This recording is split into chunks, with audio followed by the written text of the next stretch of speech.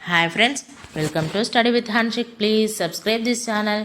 Telangana TET మరియు DSC ప్రత్యేకం 6th lesson ఆహార సేకరణ నుండి ఆహార ఉత్పత్తి వరకు ఆది మానవులు. 1500+ పేజీల టెట్ మరియు డిఎస్సి మెటీరియల్ మా యాప్లో అవైలబుల్ ఉంది. అప్లికేషన్ లింక్ డిస్క్రిప్షన్లో ఉంది. 6 నుండి 10వ తరగతి వరకు మెటీరియల్ మొత్తం కలర్స్తో హైలైట్ చేయబడి ఉంది. టేబుల్స్ రూపంలో ఇవ్వబడిన ఇన్ఫర్మేషన్ క్విక్ రివిజన్కి ఉపయోగపడుతుంది. మెటీరియల్ మొత్తం ప్రింట్ తీసుకోవచ్చు. మీరు 150 రూపాయలు ఫోన్పే లేదా గూగుల్ పే చేయడం ద్వారా కూడా మెటీరియల్ను వాట్సాప్ ద్వారా పొందవచ్చు. Mobile number 9494525644. ఆహార సేకరణ వేట. వేల సంవత్సరాల క్రితం మానవులు అడవిలో ప్రకృతి సిద్ధంగా దొరికే ఫలాలు, పుష్పాలు, తేనె, గింజలు, దుంపలు, వేర్లు సేకరించేవారు. వేటగాళ్ళు ఆ ప్రాంతంలో సంచరించే జంతువుల అలవాట్లు, జీవన విధానం గురించి తెలుసుకునేవారు. నీటి కొరకు జంతువులు ఏ ప్రాంతానికి వస్తున్నాయో గమనించేవారు. ప్రమాదకరమైనవా కావా, వాటి శరీర భాగాల ఉపయోగాలు తెలుసుకునేవారు. ఆది మానవులు ఈ విషయాలను వారి పూర్వీకుల ద్వారా తెలుసుకొని తమ సంతతికి తెలియజేసేవారు. రాతి పనిముట్లు. ఆది మానవుల పనిముట్లు రాళ్ళు, ఎముకలు, కొయ్యతో చేసినవి. పనిముట్ల తయారీ. పెద్ద రాళ్లను జాగ్రత్తగా వేరొక రాయితో కొట్టి నునుపుగా పదునుగా చేసి తయారు చేసేవారు. పెద్ద రాతి పనిముట్లు మాంసం కోయడానికి, భూమిలో నుండి దుంపలను తవ్వడానికి, జంతువుల వేటకు ఉపయోగపడేవి. చిన్న రాతి పనిముట్లు కొన్ని వేల సంవత్సరాల తర్వాత ముడి రాతి నుండి నునుపుగా అణువుగా ఉండేలా తయారు చేయడం ప్రారంభించారు. ఇలాంటి పనిముట్లను సూక్ష్మరాతి పరికరాలు అంటారు. సూక్ష్మరాతి పరికరాలు వీటికి కొయ్య లేదా ఎముక పిడిని బిగించి వాటిని కత్తులు, బాణాలు, కొడవళ్ళలాగా ఉపయోగించేవారు. సూక్ష్మరాతి పరికరాలను ఈ విధంగా ఉపయోగించేవారు: నేలలో గోతులు తవ్వడానికి, చెట్లను నరకడానికి, బెరడు తీయడానికి, జంతువుల చర్మం తీయడానికి, వాటిని శుభ్రం చేసి దుస్తులుగా కుట్టుకోవడానికి, మాంసం ఎముకలో కోయడానికి, వేర్లు పండ్లు కోయడానికి, జంతువులను వేటాడడానికి. అమ్రాబాద్ నాగర్ కర్నూలు జిల్లాలో ఉంది. పెద్ద మొత్తంలో పురాతన పనిముట్లు బయటపడ్డాయి. రాతి పలకల నుండి తయారు చేసిన పనిముట్లు బయటపడ్డాయి. ఏలేశ్వరం నల్గొండ జిల్లాలో ఉంది. రాతి నుండి చెక్కిన బ్లేడ్లు బయటపడ్డాయి. గణపూర్ ఆదిలాబాద్ జిల్లాలో ఉంది. సూక్ష్మరాతి పరికరాలు బయటపడ్డాయి. నిప్పుని కనుక్కోవడంతో ఆది మానవుల జీవితంలో గొప్ప మార్పు చోటు చేసుకుంది. వండుకొని తినే ఆహారానికి నాంది పలికింది. నిప్పు ఉపయోగాలు: క్రూర మృగాలను తరిమేయడానికి, గుహలలో వెలుగు నింపడానికి, చెక్కను గట్టిపరిచి ఉపయోగించడానికి వేడి చేసేవారు. సంచార జీవనం. ఆది మానవులు చిన్న చిన్న గుంపులుగా గుహలలో, చెట్లు లేదా రాళ్ల నీడలో నివసించేవారు. సంచార జీవనం గడిపేవారు. సంచార జీవనం ఒక ప్రాంతం నుండి మరొక ప్రాంతానికి నిరంతరం సంచరించేవారు. రేగొండ జయశంకర్ జిల్లాలో ఉంది. పాండవుల గుట్ట గుహలో వీరు గీసిన చిత్రాలు బయటపడ్డాయి. చిత్రకళ. వివిధ ప్రాంతాల్లోని గుహల గోడలపై, రాతి స్థావరాలపై ఆది మానవులు జంతువులను వారు వేటాడే సంఘటనలను చిత్రించారు.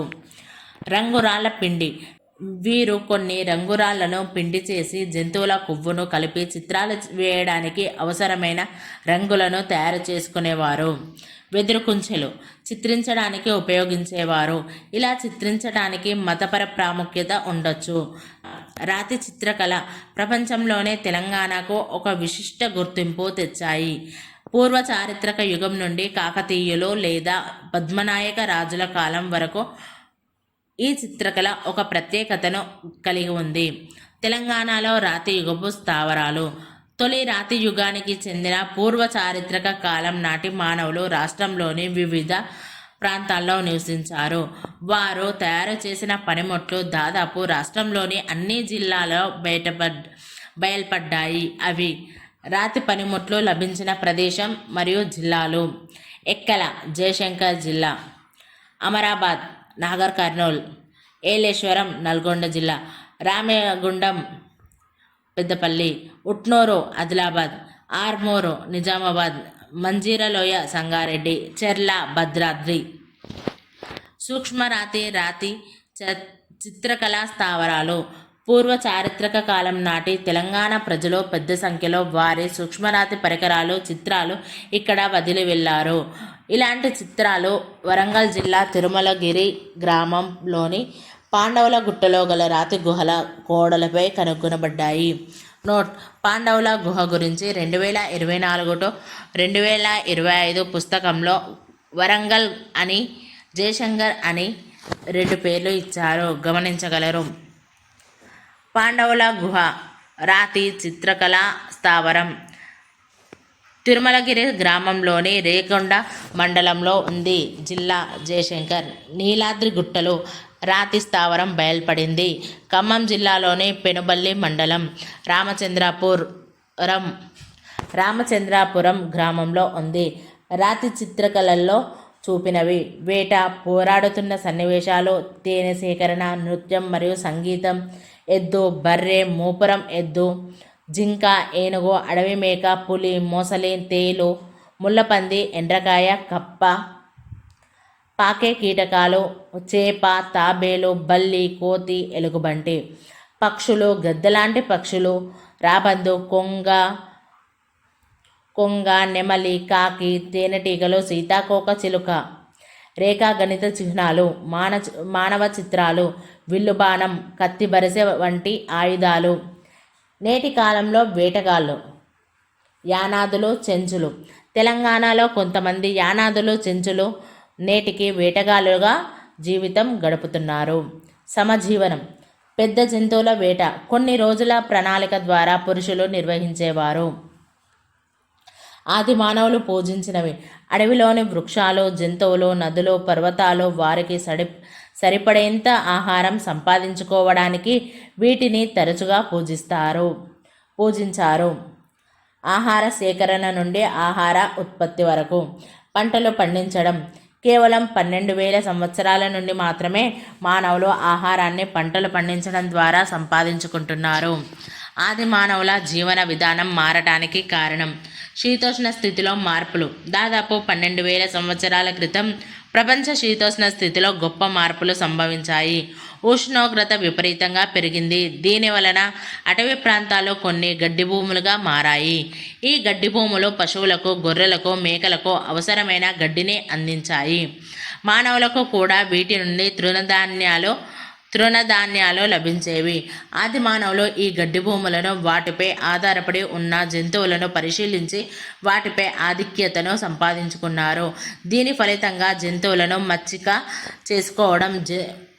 చేసుకోవడం, మొక్కలను పెంచడం మొదలైంది. పంటలు పండించడం, జంతువుల పోషణ. ఆహారానికి అనువైన మొక్కలు ఏ ప్రాంతాల్లో పెరుగుతున్నాయో పరిశీలన చేయడం మొదలుపెట్టారు. దీనికోసం వారు మొక్కలను పక్షులు, జంతువుల నుండి కాపాడేవారు. ఫలితంగా మొక్కలు పెరిగి పంటలు పండాయి. ఆహారంగా ఉపయోగపడే మొక్కలు పెరిగే ప్రాంతాలలో స్థావరాలు ఏర్పరచుకొని పంటలు పండించారు. ఇలా భూమిపై వివిధ ప్రాంతాల్లో పంటలు పండించే వివిధ సమూహాలు రైతు సమూహాలుగా ఏర్పడ్డాయి. పెంపుడు జంతువులను మచ్చిక చేసుకున్నారు. క్రమంగా ఎద్దులు, గాడిదలను వ్యవసాయానికి, సరుకులు మోయటానికి ఉపయోగించేవారు. మచ్చిక చేసుకోవడం, మొక్కలు, జంతువుల ఎంపిక. ఆది మానవులు సాధారణంగా అధిక దిగుబడినిచ్చే, రోగాల బారిన పడకుండా ఉండే మొక్కలను, జంతువులను ఎంపిక చేసేవారు. మొక్కల విత్తనాల సేకరణ. మళ్ళీ విత్తటానికి ఇటువంటి మొక్కల విత్తనాలనే సేకరించి ఉపయోగించేవారు. పశుోత్పత్తి. ఎంపిక చేసిన జంతువులతోనే పశుోత్పత్తి గావించేవారు. ఈ విధంగా వీరు పెంచుకునే మొక్కలు, జంతువులు అడవి మొక్కలకు, జంతువులకు భిన్నంగా రూపొందాయి. అయితే ప్రజలందరూ మొక్కలు, జంతువులను పెంచేవారు కాదు. చాలామంది అడవుల్లో జంతువులను వేటాడి ఆహారాన్ని సమకూర్చుకునేవారు. వ్యవసాయం అందరూ ఒకే విధంగా చేసేవారు కాదు. పోడు వ్యవసాయం మొదట అటవీ ప్రాంతాల్లో చేసేవారు. తర్వాత వ్యవసాయంతో పాటు వేట, ఆహార సేకరణ కొనసాగించేవారు. ఎరువులు. నేలను దున్ని ఎరువులు ఉపయోగించడం ద్వారా సారవంతం చేయవచ్చని వారిలో కొందరు తెలుసుకున్నారు. జంతువులు నేలను దున్నటానికి, పంటల రవాణాకు, ఎరువులకు, ఇతర అవసరాలకు ఉపయోగించేవారు. దీనివల్ల పశుపోషణతో పాటు వ్యవసాయం అమలులోకి వచ్చింది. స్థిర జీవనం, నివాసం పంటలు పండే ప్రదేశంలో ఏర్పరచుకున్నారు. నిల్వ చేయడం, పండించిన ధాన్యాన్ని 6 నెలల నుండి సంవత్సరం దాకా నిల్వ ఉండేలా చర్యలు తీసుకున్నారు. ఒక చోట ఇల్లు కట్టుకొని స్థిర నివాసం ఏర్పరచుకుంటేనే ధాన్యాన్ని నిల్వ చేయడం సాధ్యమవుతుంది. ఈ పరిస్థితుల్లో స్థిర జీవనానికి దారితీస్తాయి. ఇళ్ల నిర్మాణం, రాతితో, కొయ్య లేదా మట్టి లేదా ఎండుగడ్డితో నిర్మిస్తారు. కుండల తయారీ, పాలు, నీరు, ధాన్యం నిల్వ చేయడానికి, వండడానికి పాత్రలు అవసరమయ్యి వివిధ రకాల కుండల తయారీకి దారితీసింది. పాత్రలపై అలంకారాలు, పాత్రలపై అందమైన బొమ్మలను చిత్రించి అలంకరించేవారు. పొయ్యి, రోలు, వంటకు పొయ్యి, ధాన్యం దంచేందుకు రోలు అవసరం అయ్యాయి. పురావస్తు శాస్త్రవేత్తల తవ్వకాల్లో వారు ఉపయోగించిన రాతి పనిముట్లు, పాత్రలు, గుడిసెలు, ఇతర పనిముట్ల అవశేషాలు లభ్యమయ్యాయి. నిప్పుపై కాల్చిన ధాన్యం, కొన్ని చోట్ల చాలా సంవత్సరాల క్రితం ఆదిమానవులు నిప్పుపై కాల్చిన ధాన్యం కూడా లభ్యమైంది. నిల్వ చేసిన ఆహారం, 12,000 సంవత్సరాల క్రితం నిల్వ చేసిన ఆహారంను పురావస్తు శాస్త్రవేత్తలు కనుగొన్నారు. నవీన రాతి పరికరాలు, ఆనాటి రైతులు చెట్లను, కొమ్మలను నరకడానికి వీలుగా ఉండే కొత్త రకం రాతి పనిముట్లను తయారు చేసుకున్నారు. వీటిని నవీన రాతి పరికరాలను పురావస్తు శాస్త్రవేత్తలు అంటారు. గొడ్డల లాంటి పరికరాలు, ఆనాటి వ్యవసాయదారుల రాతిని మరొక రాతిపై సానపెట్టడం ద్వారా గొడ్డల లాంటి పరికరాలను తయారు చేసుకున్నారు. కొయ్యపిడి, ఇలా సానపెట్టిన గొడ్డలను కొయ్యపిడి బిగించేవారు. కొత్త రాతి పనిముట్లు, ఈ కొత్త పనిముట్లతో పంటలు పండించడం ద్వారా ఆదిమానవుల జీవన విధానంలో మౌలిక మార్పులు వచ్చాయి.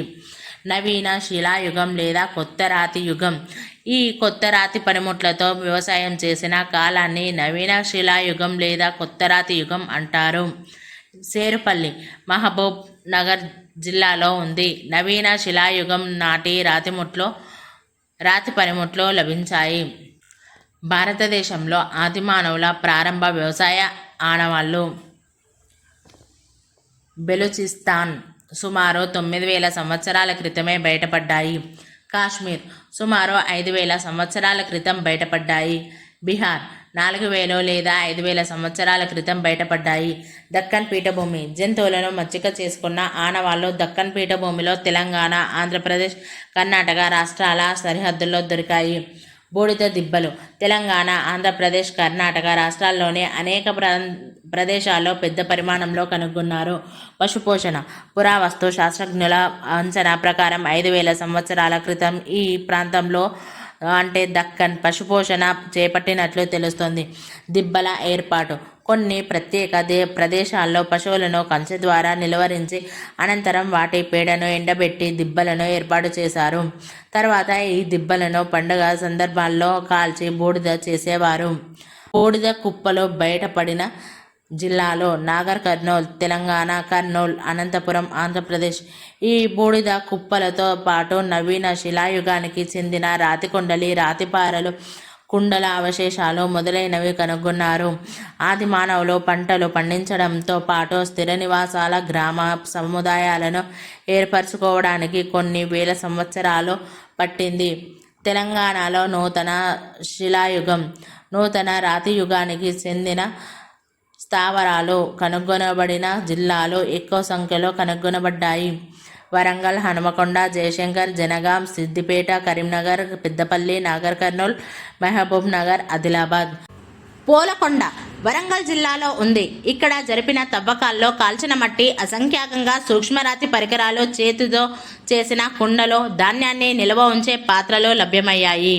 దీనిని బట్టి 3,300 సంవత్సరాల క్రితమే పోలకొండలో మానవులు నివసించినట్లు తెలుస్తుంది. Please subscribe this channel. Thank you friends.